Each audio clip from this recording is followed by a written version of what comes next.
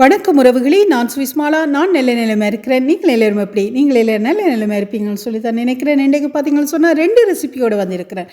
ஒண்ணு வந்து வாழைப்பழ வாய்ப்பன், மற்றது வந்து கோழியில ஒரு சூப்பரான ஒரு நூடில்ஸ் ஒண்ணு செய்ய போறேன். அதையும் உங்களுக்கு காட்டப் போறேன். அதுக்கு முதல் பார்த்தீங்கன்னு சொன்னா, உங்களுக்கு முதல்ல நான் காட்டப் போறது வந்து வாழைப்பழ வாய்ப்பன் எப்படி செய்றதுன்னு சொல்லித்தான். 3 வாழைப்பழம் நல்ல வடிவா கனிஞ்சிருந்தது எங்கட வீட்டில. அந்த 3 வாழைப்பழத்தையும் எடுத்து சின்ன சின்ன தோலை உரிச்சிட்டு, சின்ன சின்ன துண்டுகளாக வெட்டிட்டு, ஒரு பேசின்ல போட்டு நல்லா மசிச்செடுக்கிறேன். நல்ல கூழ் பதத்துக்கு மசிச்செடுக்க வேணும். நல்ல கூழ் பதத்துக்கு மசிச்சு எடுத்தா தான் எங்களுக்கு இந்த வாழைப்பழ வாய்ப்பன் நல்ல டேஸ்ட்டாவும், நல்ல சாஃப்டாகவும் வர்றதுக்கான சான்ஸ் இருக்குது. என்றபடியாக நல்ல வடிவாக நாங்கள் இதை மசிச்செடுப்போம். ஏற்கனவே நான் வாழைப்பழ வாய்ப்பன் என்னுடைய யூடியூப் சேனலில் நான் போட்டிருக்கிறேன்.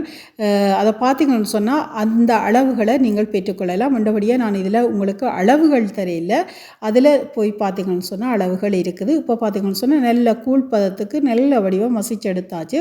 இதுக்குள்ள வந்து நான் கோதுமை அவிக்கையில் பச்சை மாவைத்தான் போடுறேன். நல்ல வடிவாக கலந்துட்டு ஒரு பிஞ்சளவில் உப்பு போட வேண்டும். இன்னொரு பலகாரம் செய்தாலும் ஒரு பிஞ்சளவில் உப்பு போடுறது நல்ல டேஸ்ட்டை கொடுக்கும். அந்த உப்பு போடுறத உங்களுக்கு காட்டையில் போட்டிருக்கிறேன். மற்றது பேக்கிங் சோடா போடுறேன்.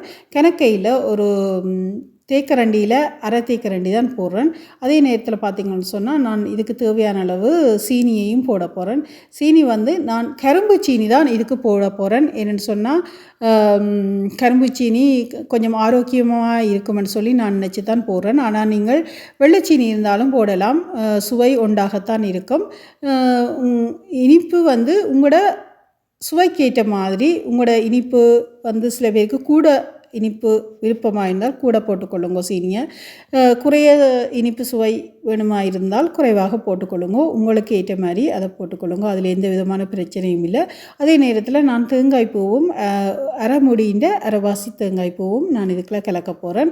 எல்லாத்தையும் போட்டு நல்ல வடிவாக இப்படி பிணைஞ்சு எடுக்கணும். அதே நேரத்தில் கொஞ்சம் தண்ணியும் விட்டுருக்கிறேன்.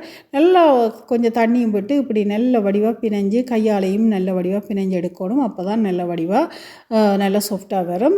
பிணைகிறது மட்டும் இல்லை, இதை பிணைஞ்சு கொஞ்சம் நேரம் ஊற விட வேணும். ஊறுனா நல்ல ஒரு களியான ஒரு பதத்துக்கு, கூலான ஒரு பதத்துக்கு திரும்ப வரும். திரும்ப அப்படியான ஒரு பதத்தில் வந்து எடுக்கல தான் நல்ல சாஃப்டாக வரும். அண்டபடியாக நாங்கள் அதை கொஞ்சம் குழச்சி வச்சுட்டு பிறகு எடுத்து சுடுறது தான் நெல்லம். இப்போ நான் குழச்சி மூடி வச்சுட்டேன். இப்போ பார்த்திங்கன்னு சொன்னால் நான் கடைக்கு போன இடத்துல மூங்கில் கண்டுட்டு அதை வேண்டி கொண்டு வந்த நான் இந்த மூங்கிலை வந்து சொல்லிவினம் வீட்டுக்கு வச்சா நல்லமண்டு சொல்லிவிடம். ஏன் நல்லமண்டு பார்த்திங்கன்னு சொன்னால் முந்தி சொல்லிவிடம் என்னென்னு சொன்னால் வீட்டுக்கு அது ஒரு லக்க தருமன்னு சொல்லி. ஆனால் விஞ்ஞான ரீதியில் பார்க்கல அப்படி இல்லை. மூங்கில் வந்து அசுத்தமான காற்றுகளை சுத்தப்படுத்தி எங்களுக்கு நல்ல ஒரு சுத்தமான காற்றை எங்களுக்கு தர்றதுக்காகத்தான் இந்த மூங்கில் எங்களுக்கு உதவி செய்யுது. என்றபடியாக பார்த்திங்கன்னு சொன்னால் கூடுதலான பொது இடங்கள்லாம் இந்த மூங்கில் மரங்களை வளர்ப்பார்கள். இப்போ தான் எனக்கு தோன்றுகிறது உண்மையில் வந்து இந்த காற்றுகளை சுற்றப்படுத்தி, இப்போ அதாவது மக்கள் கூட்டமாக கூடும் இடங்களில் கூடுதலாக நான் இந்த மூங்கில் மரங்களை பார்த்துருக்கிறேன். மூங்கிலில் வந்து விதம் விதமாக இருக்குது. இது அதில் ஒரு விதம்தான் இது. அதையும் வேண்டி எங்களோட வீட்டையும் அலங்கரிக்கலாம். அதே நேரத்தில் எங்களுக்கும் கொஞ்சம் சுத்தமான காற்று வரட்டுமே என்று சொல்லி அந்த நோக்கத்துக்காக வேண்டியிருக்கிறேன். பாருங்கோ, அந்த கண்ணாடி கரையில் இருந்த புத்தரை எதிர்பக்கமாக எடுத்து வச்சுட்டு அந்த மூங்கில மற்ற கண்ணாடிக்கு முன்னாலேயே அழகாக வச்சுருக்கிறேன். எங்களோட வாசலை திறந்தோடனே இப்படித்தான் காட்சியளிக்கும். பாருங்க எவ்வளோ அழகாக இருக்குது, சூப்பராக இருக்குது தானே. சூப்பராக இருந்தால் ஒரு கொமெண்டில் சூப்பராக இருக்குன்னு சொல்லி கொமெண்ட் பண்ணுங்கோ. அடுத்தது பார்த்திங்கன்னு சொன்னால் இன்றைய காலநிலையே நான் சொல்ல போகிறேன். அதாவது எப்படி இருக்குதுன்னு சொல்லி தான் நீங்கள் பார்க்க போகிறீங்க. நல்லா சினோ கொட்டி கொஞ்சம் வெயில் அரிச்சு எல்லாம் கொஞ்சம் கரைஞ்சி போய்கொண்டு இருக்குது. பாருங்க, சினோ கொஞ்சம் கரையாட்டிலும் கரைஞ்ச மாதிரியும் இருக்குது, கரையாத மாதிரியும் இருக்குது. ஆனால் கரைஞ்சி கொஞ்சம் தண்ணியாக போய்கொண்டிருக்குது. என்னென்னு சொன்னால் வெப்பநிலை கொஞ்சம் மாற்றமாக இருக்குது. நல்ல வெயில் தான் அடிக்குது, ஆனால் குளிர் காலநிலை கேட்ட குளிர் இருக்கத்தான் செய்யும். இப்போ பார்த்திங்கன்னு சொன்னால் நல்ல வடிவாக கனிஞ்சு இந்த நல்ல பதத்துக்கு வந்துட்டது. பாருங்க இப்படி பதத்துக்கு வர வேணும். வந்தால் தான் எங்களுக்கு சூப்பரான வாய்ப்பன் கிடைக்கும். இப்போ நாங்கள் இதை நல்ல வடிவாக சின்ன எடுத்து உருட்டி நாங்கள் எண்ணெயை விட்டு பொரிச்செடுக்க வேண்டியதான். பாருங்கோ, இந்தளவு உருண்டையில் தான் நான் எடுத்திருக்கிறேன். நீங்கள் சிறிதாக எடுக்கிறேன்டா எடுக்கலாம். இப்போ இந்த உருண்டைகளை நாங்கள் உருட்டி போடுறதுக்கு தேவையான எண்ணெயை விட்டு கொண்டிருக்கிறேன். எண்ணெய் வந்து கொஞ்சம் வாய்ப்பெண்ணை வந்து மூடின மாதிரி இருக்க வேணும். என்றபடியாக நான் கொஞ்சம் அதிகமான எண்ணெய் விட்டுருக்கிறேன் சட்டிக்குள்ள. சின்ன பாத்திரத்தில் நீங்கள் ஒரு அளவான சின்ன பாத்திரத்தில் நீங்கள் இதை செய்யல வானொலியில் தான் செய்யணுமென்னு இல்லை, ஒரு தட்டையான சட்டியில் கூட செய்தால் நீங்கள் எண்ணெயை வந்து அளவாக ஊற்றிக்கொள்ளலாம். மற்றது நிறைய மாதிரி நிற்கும், பொரிகிறதுக்கும் நல்ல ஈஸியாகவும் வடிவாகவும் இருக்கும். இப்படி பொன்னிறத்தில் நல்ல அழகாக உருண்டைகளை உருட்டி போட்டு பொரித்து எடுத்தால் சூப்பரான வாய்ப்பன் எங்களுக்கு ரெடி ஆகிடும். குளிருக்கு ஒரு தேநீரோடு இதை சாப்பிட்றதுக்கு சூப்பராக செமையாக இருக்கும். இப்போ பார்த்திங்கன்னு சொன்னால் எங்களோட வாய்ப்பன் எல்லாம் ரெடி. அடுத்தது பார்த்திங்கன்னு சொன்னால் கோழியில் வந்து ஒரு நூடுல்ஸ் வந்து தயாரிக்க போகிறேன். எப்படி தயாரிக்கிறேன்னு சொல்லித்தான் பார்க்க போகிறீங்க. இப்போ பார்த்திங்கன்னு சொன்னால் நான் கோழியின் நெஞ்சு பகுதி இறைச்சி தான் வேண்டியிருக்கிறேன். அதை வந்து துண்டுகளாக்கி போட்டு பெரிய பெரிய துண்டுகளாக்கி போட்டு அதுக்குள்ளே புய்யும் போட்டிருக்கிறேன். கோழி புய்யும் தான் போட்டிருக்கிறேன். ஒரு பச்சை மிளகாயை வெட்டி போட்டிருக்கிறேன். மற்றது மஞ்சள் போட்டிருக்கிறேன், உப்பு போட்டிருக்கிறேன். எல்லாத்தையும் போட்டு நல்லா அவிய வைக்க போகிறேன். நல்லா அவிய வச்சு அந்த தண்ணி வந்து நல்லா வற்றணும். பாருங்க, இன்னும் அவியறதுக்கு இடம் இருக்குது. இப்படி நல்லா அவியணும். கணக்க தண்ணி விட தேவையில்லைன்னு சொன்னால் இந்த தண்ணி வந்து வற்றத்தானி வேணும்.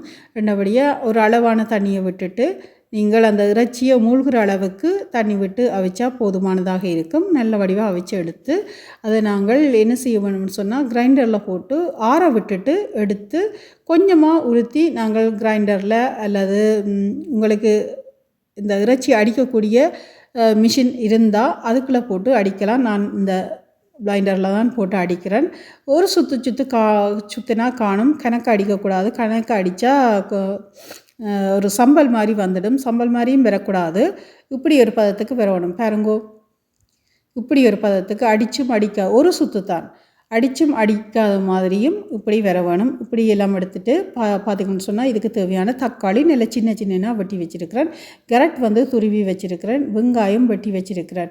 இங்கே பார்த்திங்கன்னு சொன்னால் நூடுல்ஸ் போடுறதுக்கு தண்ணி கொதிக்க வச்சுருக்கிறேன்.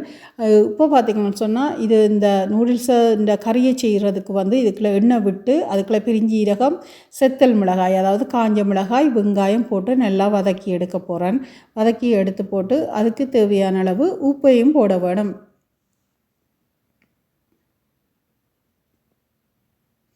அதே நேரத்தில் பார்த்திங்கன்னு சொன்னால் உள்ளியை வந்து உடைச்சி நான் முழுசாக தான் போடுறேன், வெட்டை இல்லை. நீங்கள் வேணுமென்னு சொன்னால் நீங்கள் கொஞ்சம் பேஸ்ட்டாகவும் போட்டுக்கொள்ளலாம். ஆனால் நான் முழுமையாகவே போட்டுக்கொள்கிறேன்.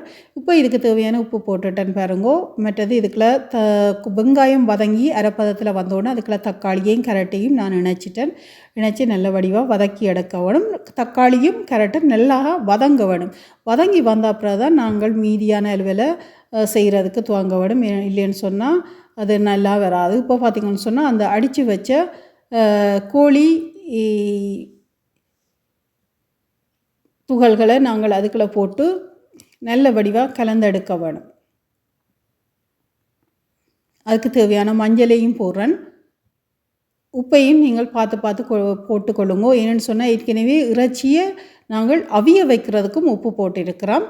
அதே நேரத்தில் பார்த்திங்கன்னு சொன்னால் இந்த வெங்காயம் வதங்குறதுக்கும் கொஞ்சம் உப்பு போட்டிருக்கிறோம். மற்றபடியாக நீங்கள் உப்பை பார்த்து தான் போட வேணும். இப்போ நல்ல வடிவாக இந்த நேரம் நீங்கள் கிளறி கொடுத்து கொண்டு இருக்கணும். உப்பை பார்த்திங்கன்னு சொன்னால் இதுக்கு தேவையான மிளகும் சீரகமும் பச்சையாக நான் அடித்து தூளாக வச்சுருக்கிறேன். அதையும் போட்டு நல்லா கலக்கி எடுத்துட்டு இப்போ நாங்கள் நூடுல்ஸ் இருக்குத்தானே, அந்த நூடுல்ஸ் இது வந்து சூப்புக்கு பாவிக்கிற நூடுல்ஸ். சூப்புக்கு பாவிப்பேன். இங்கே வந்து சூப்புக்குள்ளே தான் இந்த நூடுல்ஸ் சூப்பர் நூடுல்ஸ்ன்னு சொல்லுவினோம். சூப்புக்கு பாவிக்கிறது அந்த நூடுல்ஸை தான் நான் இங்கே போட்டு எடுத்துருக்கிறேன். கலந்து இப்படி நல்ல வடிவாக கலந்து எடுத்து விட்டிங்கன்னு சொன்னால் சூப்பரான சுவையான ஒரு நூடுல்ஸ் எங்களுக்கு கிடைச்சிடும். டேஸ்ட் ரெண்டு பார்த்திங்கன்னு சொன்னால் அந்த மாதிரி இருக்கும். குழந்தை பிள்ளைகளுக்கு வந்து இது ஏற்றதாக இருக்கும். குழந்தை பிள்ளைகளுக்கு நீங்கள் இந்த நூடுல்ஸை கொடுக்குறதா இருந்தால் உரப்பை அதாவது காரத்தை நீங்கள் குறைச்சி கொள்ளலாம். நான் எங்களுக்கு சாப்பிட்றதுக்கு தயார் நிலையில் இருக்கிறபடியாக கொஞ்சம் செத்தல் மிளகாயெல்லாம் தூக்கலாக போட்டிருக்கிறேன். மிளகு சீரகமும் கொஞ்சம் அதிகமாகத்தான் போட்டிருக்கிறேன். நீங்கள் உங்களோட காரத்துக்கு ஏற்ற மாதிரி குறைச்சி கொள்ளலாம். நீங்களும் இதே மாதிரி செய்து பார்த்துட்டு எனக்கு கமெண்டில் சொல்லுங்கள். மீண்டும் ஒரு சிறந்த காணொளியுடன் உங்களை சந்திக்கிறேன். நன்றி, வணக்கம்.